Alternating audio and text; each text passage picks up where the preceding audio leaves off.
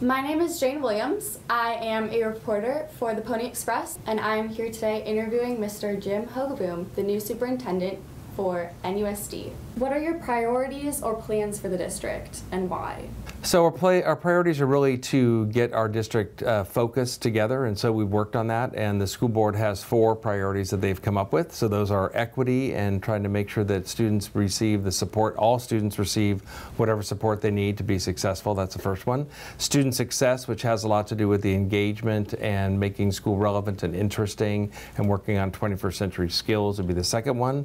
Supporting our staff, because there's been a lot of changes in education over the last couple of years, and professional development for our staff would be the third one, and retaining and hiring the best teachers. And then the fourth one is community outreach and communication, to make sure that we're giving the community the information they need and also getting information from them. What skills do you think students need to be successful in high school, and how are you going to ensure that they have those skills?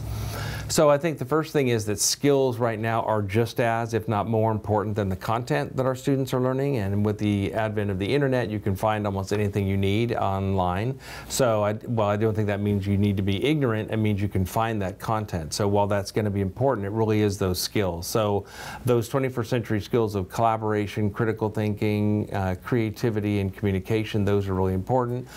Things like being self-directed, things like being culturally competent and aware, perseverance. I think those are the kinds of things we need to be working on, and I think we're right now as a district trying to identify what are the most important of those, how do we assess those, and how do we make sure that we're teaching those so that the skills and the content are given equal priority.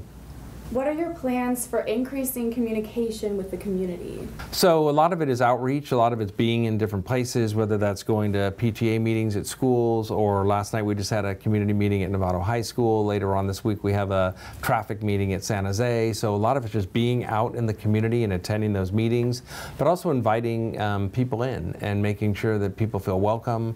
I did mention students as one of our groups that is really underrepresented. We don't talk to them enough. Another, I think, it's our Spanish-speaking parents. Because they don't speak English, sometimes they don't feel comfortable coming into our schools. So sometimes I think that makes the burden on us to reach out to those parents. Maybe we go to a local church where there's a lot of Spanish-speaking parents, or we go to the ELAC meetings or the DLAC meetings, and not only that, but translating a lot of our materials in Spanish. So a lot of it's going out to where people are and not just expecting that people are going to come down to the district office. What are you planning for your visioning or revisioning process of the district? So we're starting with our high school teachers and middle school teachers, and we've been working with them on what are the most important skills our students need to have. We're going to bring both the high school and middle school teachers together in the next few weeks. So we'll start with them, and then we'll basically ask everybody the same questions, which are along the lines of how has our world changed in the last 25 years? What would be the skills that our students need to have to be successful in that world? And then how well are we doing with teaching that? So that's kind of our focus, is to get engagement and involvement from as many people as we can, and then narrow that list down to 3, 4, or 5 skills, and then try to do a better job of teaching those things. As staff support is one of your priorities, how is the district doing that? Yeah, well, I think that supporting our staff is one of the most important things we can do, because if we want to make sure that students are learning, we got to make sure we have great teachers.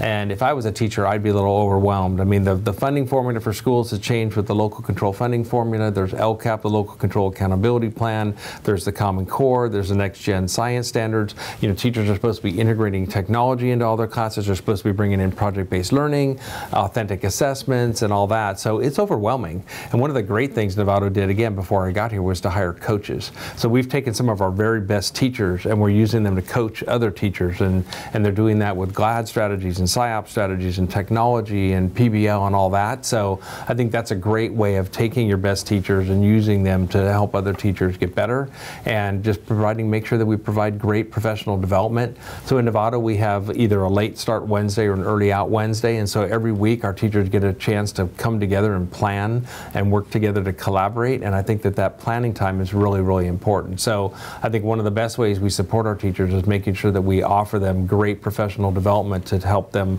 learn the new skills that they're going to need to have. Why are you passionate about student voice, and how will this affect or change the district and how it's run?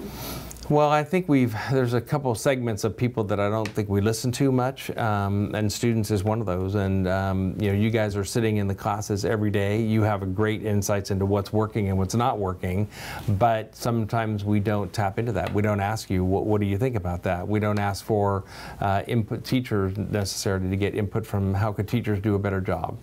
How could classes be more interesting? What are some other classes you would like to have? So again, I think we've got a group of people who are right there experiencing our education. It's supposed to be for you. It's supposed to help make sure you're really prepared, yet we don't oftentimes ask you, how is it working? Is this working for you? Is it not? So I just think it's something that's been overlooked for a long time. So we're trying to do a better job with that by asking student groups. I know both of our high schools have student advisory committees together. I want to tap into that and go talk to our students more. We have 3 student board members now that we didn't have before, and we're not just going to have them sit there reporting out on the activities of the high schools, but actually try to get their input into some of the substance of what the school board's dealing with as well. So we do a better job of trying to get that student perspective, and some of the committees and things we have about the visioning process, we're making sure that we have students on there as well. Thank you very much, Mr. Hogeboom. This has been very interesting. Well, thank you for your time, and I'll look forward to seeing you over at San Marin. Once again, this is Jane Williams. Thank you so much for watching.